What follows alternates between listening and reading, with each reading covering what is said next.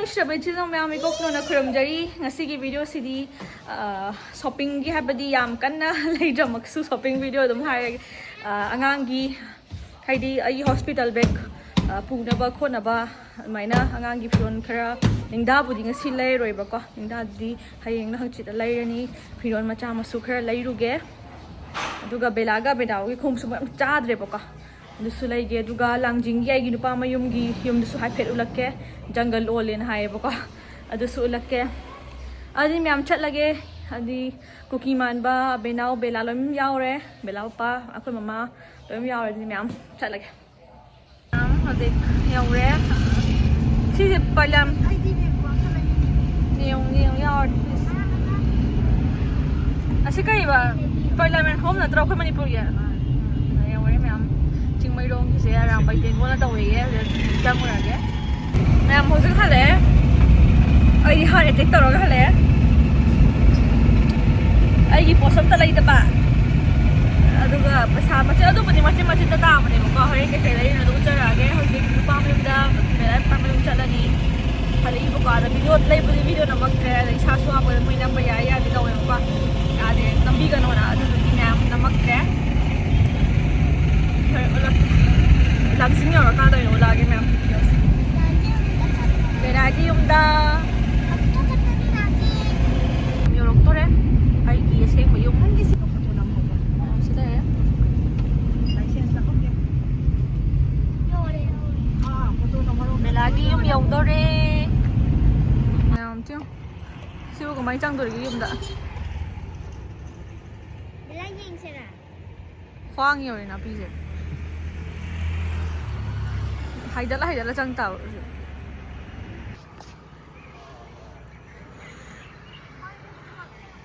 mà cầu vào nè chăng ấy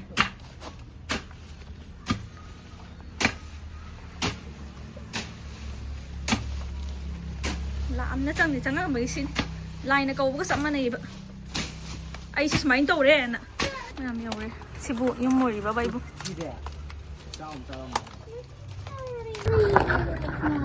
lại cơm mình đi xin lại cơm lại hàng cơm ai cái yum yeng cái hay đây chahi ahum thado ma ba yum hay đi dum seng e ba ko dang hay đi hapta ma tham seng jab da ne smai na leiram me am nung di ngai ke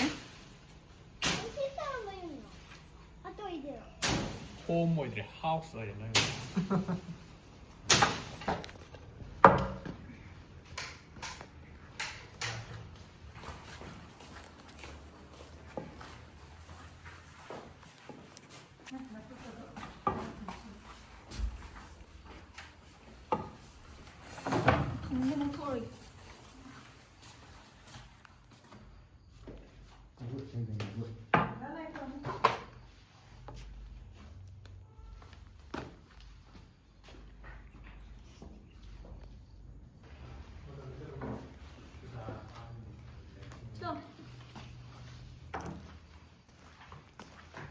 Leiramme sina mama gi kaw de ne bako masi ko putho ha ko ha na thim zui no am chang ma bo to jibo nang khon chu ka se thalo ma'am kana tore masi di mam me bako mai su lak tre du na hayeng angan bak nga la kanda lak ta ba ya roi adi ma'am ngasi gi di ai gi yum se bye bye tor ma ge ai gi lai ga se hai di akoi gi yum gi lai ga se Sore pulamani. Pamase lumme. Mathakta na agi kaane boka changamdre do sokan lol. Ma'am si ni hauji koi phibum si ma'am na dik bet comment pibirak pasi ai yum du bot main thambra khotpra na ado seng dui ni boka ai akhoi na hang ai su leitabagi ne. Thangoi ne sina. Thas thoi. Ma'am thoge.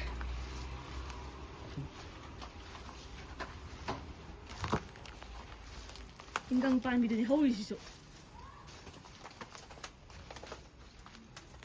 신앙을 판달리네 바무다.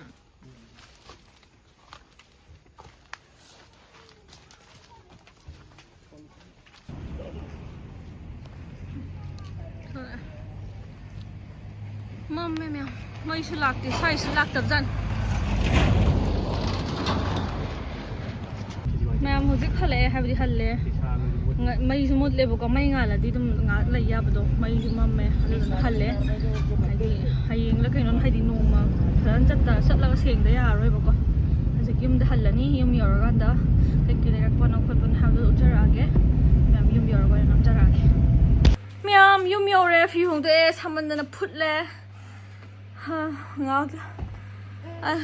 ꯃꯁꯤꯗꯤ ꯉꯥꯛꯇꯪ ꯄꯣꯊꯥꯒꯦ ꯌꯨꯝꯗꯣ ꯊꯋꯥꯏ ꯅꯨꯡꯉꯥꯏꯇ꯭ꯔꯦꯗꯤ ꯌꯨꯝꯗꯣ ꯌꯨꯝ ꯑꯣꯏꯍꯧꯗꯕꯗꯣ ꯑꯩ ꯃꯌꯥꯝ ꯉꯥꯛꯇꯪ ꯄꯣꯊꯥꯒꯦ ꯑꯗꯨꯒ ꯎꯍꯜꯂꯛꯑꯒꯦ ꯀꯩꯀꯩ ꯂꯩꯔꯛꯏꯅꯣ ꯈꯣꯠꯂꯤꯅꯣꯗꯣ ꯃꯕꯥꯅꯤꯒꯤ ꯇꯥꯒꯦ ꯉꯁꯤꯗꯤ ꯃꯕꯥꯅꯤꯒꯤ ꯇꯥꯒꯦ ꯉꯁꯤꯗꯤ ꯂꯩꯕꯅ ꯄꯣꯛꯂꯛꯇ꯭ꯔꯤꯕꯒꯒꯤ ꯍꯥꯏꯕꯗꯤ ꯌꯥꯝꯕꯨꯗꯤ ꯂꯩꯕ ꯅꯠꯇꯦꯕꯀꯣ ꯑꯗꯣ ꯌꯨꯝꯒꯤ ꯄꯣꯠ ꯆꯩꯁꯨ ꯈꯔ ꯂꯩꯗꯧ ꯂꯩꯕ ꯑꯗꯨ ꯂꯩꯔꯛꯑꯦ ꯃꯌꯥꯝ ꯎꯠꯆꯔꯛꯑꯒꯦ ꯑꯗꯨꯝ ꯑꯗꯨꯒꯤ ꯃꯌꯥꯝꯁꯤꯗ ꯂꯩꯔꯦ ꯃꯕꯥꯅꯤꯁꯨ ꯀꯟꯅ ꯆꯥꯔꯤ ꯑꯍꯥꯟꯕꯗ ꯃꯣꯏꯅ ꯈꯜꯂꯤ ꯃꯌꯥꯝꯁꯦ ꯑꯩꯅ ꯍꯥꯏꯁꯤꯅꯤ ꯃꯕꯥꯅꯤ ꯄꯨꯕꯁꯤ ꯄꯨꯟꯅ ꯄꯨꯕꯅꯦꯕꯀꯣ ꯑꯩꯅ ꯕꯤꯜꯁꯦ ꯄꯣꯠ ꯆꯩ ꯌꯥꯝ ꯅꯠꯇꯦ 6,000 ꯃꯌꯥ ꯑꯗꯨꯝ ꯇꯥꯔꯦ ꯕꯤꯁꯥꯜꯒꯨꯝꯕ ꯗꯤꯃꯥꯔꯠꯀꯨꯝꯕ ꯆꯠꯄꯁꯦ ꯗꯤꯃꯥꯔꯠꯄꯨꯗꯤ ꯃꯅꯤꯄꯨꯔꯗꯕꯨꯗꯤ ꯂꯩꯇꯦꯀꯣ ꯍꯜꯂꯛꯄꯗꯅ ꯇ꯭ꯔꯥꯐꯤꯛ ꯄꯨꯂꯤꯁꯅ ꯑꯩꯈꯣꯏꯅꯕꯨꯗꯤ ꯁꯣꯏꯕ ꯑꯩꯈꯣꯏꯗꯕꯨ ꯁꯥꯎꯅꯤꯡꯍꯜꯂꯦ ꯑꯍꯥꯟꯕꯗ ꯃꯣꯏꯒꯤ ꯑꯆꯥꯄꯣꯠꯁꯤꯗ ꯂꯩꯔꯦ ꯃꯣꯏ ꯑꯅꯤ ꯍꯥꯟꯅ ꯂꯣꯏ ꯄꯨꯊꯣꯔꯛꯇ꯭ꯔꯦ ꯂꯩꯕ ꯆꯠꯄꯁꯤꯅ ꯂꯩꯗꯧꯕ ꯁꯤꯗ ꯌꯥꯎꯔꯤꯕ ꯃꯤꯁꯤꯡꯁꯤꯅ ꯂꯩꯔꯛꯇ꯭ꯔꯦꯕꯀꯣ ꯐꯖꯕ ꯑꯝꯇ ꯌꯥꯎꯔꯝꯗꯗꯅ ꯕꯦꯂꯥ ꯃꯣꯏꯗ ꯂꯣꯏ ꯆꯠꯈ꯭ꯔꯦ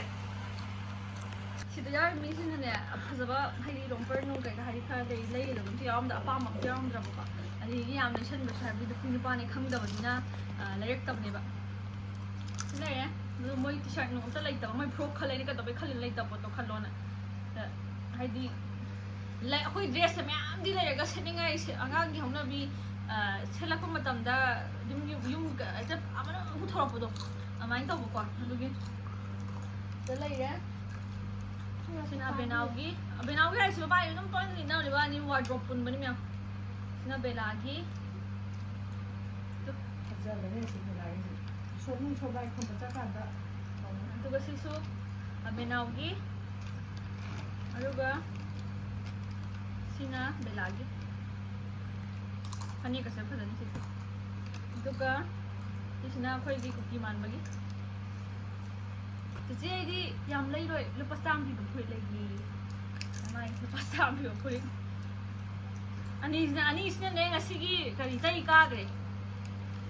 Duga ya baby gi ya baby gi na si de. Hai budi carry bag to yawrom di ba ko mai na pu na budo. Aduga wat ka diaper go budi ai online da cheng gre. Hujik cheng gre ba ko. अदुसो प्लांग मते मैम मचा आई नुम पुसन बदो hostel bag ते तुम हपसन बदो अदुगी सिन दौ लरमनिना अथाव के बैग यावरम दब अदुगा टिशू हाबदी आई गिसु सिनर कनी बको टिशू पेपर जुम चांगनी मैम अदुगा हाबदी तैथोक तैसिन अदगी अदुम लेदना को सिजे आईडी तो टॉयलेट रोल ओने लौरे जे बबुल से नुवाई नि बको फाइना खुदना तौरगा अदुम न तौरगा Sina budu kusudi sudah mana? Aduh juga, moi ke sapot, ayah ini moi na, cai ga ke haba,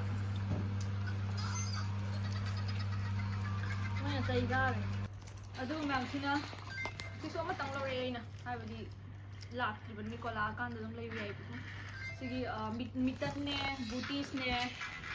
Kung maga mahi makum sabi na makum sandi to piga ito ay malawbi aduga moja sauce macha maga ko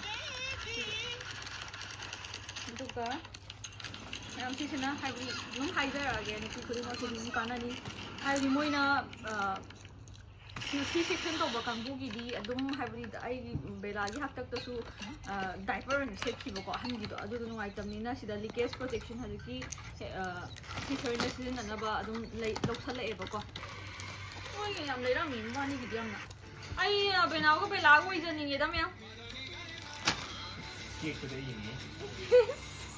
adu ko yam detol no yam si lo pai no yam si yo Nupi se akwai thaji lai nei se bela pa na khara su lai re ba ko adu nupi na pa set pe aba ka to lai ni je ye zai na nupi se pa na pa set pe aba ko adu ni am lai yak te mai loi mai Sisina abenaugi. Mai pu len na te jaum ta leitre bako. Loimak haibadi belagi ki taru tare le hobo am ta jahau dram na am ta purak ke bako. Leire. Duga sida sina belagi. Belagi. Duga sina moigi. Tiffin macam amal lagi dana ko. Macam mo lobi eh. Roshale. But duga ne thiko na ba. Toothpick ka hai dab moigi pencil. Duga su pasok. Loire me. Adudi me am lang boto so. Adudi me am loire sta lo palisin taru mutang ne. Hai poti thain yam u dadi phone do hazal isi kai no sai thabro. Silai me am. Sidang da hospital backpack tawbagi video su nam bion hai bako comment ta lu soidan namjarake ngasigi di video si matang solution jarage china punang pui gokna na kromjari. Thank you for watching my videos. Bye bye. Hoi to bela. Bye bye. San ram na ni je sarang yo khare tek tawre